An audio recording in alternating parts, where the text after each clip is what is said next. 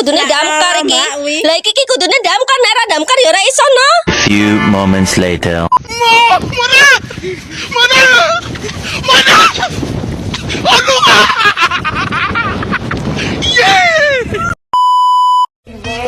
Just a feeling that I want you behind because it's something that is just in my mind. I guess it goes that.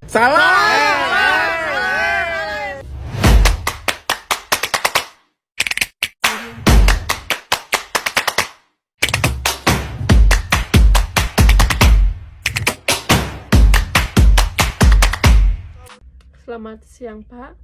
Jadi di sini saya akan menjelaskan tentang komponen penginderaan jauh. Sebelum saya menjelaskan terkait komponen penginderaan jauh, saya akan memperkenalkan diri saya terlebih dahulu. Perkenalkan, nama saya Anastasia Guakamsa. Saya dari kelas 12 IPS 6. Pertama, saya akan menjelaskan terkait penginderaan jauh. Jadi, penginderaan jauh adalah satu teknik dan seni untuk memperoleh informasi objek dari jarak jauh tanpa kontak langsung dengan objek, gejala, atau daerah yang dikaji dengan menggunakan sensor. Sensor yang maksud di sini yaitu kamera ataupun drone. Jadi, yang saya akan jelaskan pada materi penginderaan jauh yaitu komponen penginderaan jauh. Komponen pertama yang ada dalam penginderaan jauh ini yaitu sumber tenaga. Sumber tenaga ini dibagi menjadi dua bagian, yaitu sumber tenaga aktif dan sumber tenaga pasif. Jadi, yang saya akan menjelaskan pada pertama ini yaitu sumber tenaga aktif. Sumber tenaga aktif ini dengan flash ataupun dengan cahaya buatan. Sumber tenaga aktif adalah sumber tenaga yang berasal dari radar yang aktif pada saat pengambilan objek. Biasanya wujud dari cahaya ini adalah berbentuk kilatan yang cepat dan berbentuk gelombang elektromagnetik. Lalu yang kedua, tenaga pasif yang terbuat dari matahari atau bersumber matahari. Tenaga pasif ini bersumber dari sinar matahari yang masuk ke permukaan bumi. Jumlah tenaga matahari yang mencapai bumi dipengaruhi oleh waktu, lokasi, dan kondisi cuaca. Jumlah tenaga yang diterima siang hari lebih banyak dibandingkan dengan pagi atau sore hari. Lalu, komponen yang kedua yaitu atmosfer. Energi yang masuk ke permukaan bumi tidak seluruhnya sampai, tetapi hanya sebagian kecil masuk ke permukaan bumi. Energi tersebut dihambat oleh atmosfer melalui serapan, dipantulkan dan diteruskan. Atmosfer adalah lapisan udara yang menyelimuti bumi. Jadi, tidak semua spektrum gelombang elektromagnetik dapat sampai di permukaan bumi, karena dalam atmosfer ada proses pembauran dan penyerapan. Penyerapan dilakukan oleh molekul atmosfer, sedangkan spektrum gelombang elektromagnetik yang dapat mencapai bumi disebut dengan jendela atmosfer.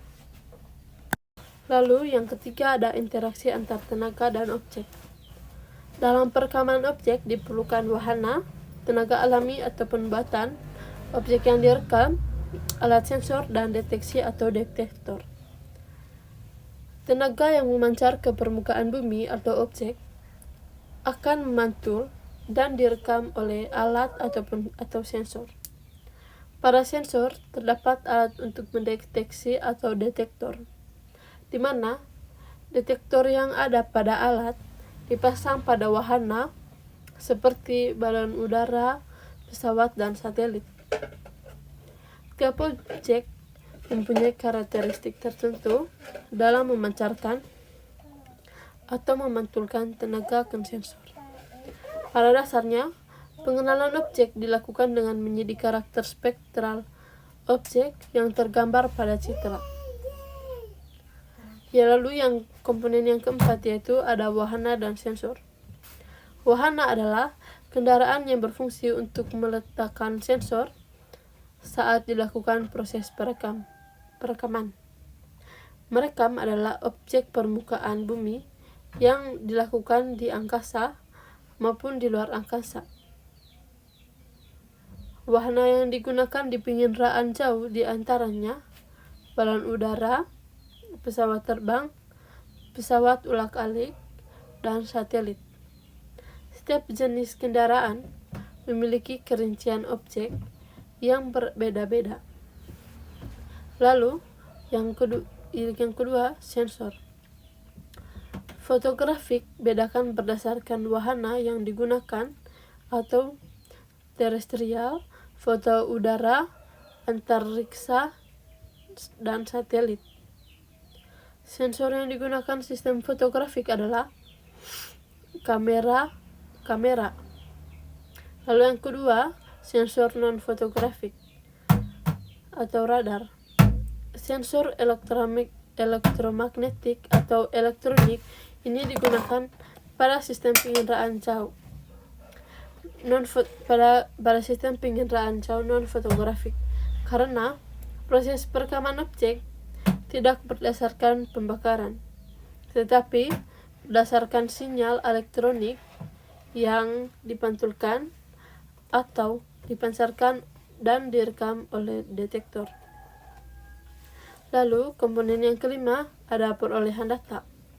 Perolehan data ini dibagi menjadi dua bagian, yaitu yang pertama, perolehan data manual. Data manual didapatkan melalui kegiatan interpretasi citra. Guna melakukan interpretasi citra secara manual, diperlukan alat bantu bernama stereoskop. Stereoskop dapat digunakan untuk melihat objek dalam bentuk tiga dimensi. Lalu, perolehan data yang kedua itu perolehan data digital atau numerik. Data numerik atau digital diperoleh melalui penggunaan software khusus penginderaan jauh yang diterapkan pada foto udara, biasanya diinterpretasi secara manual.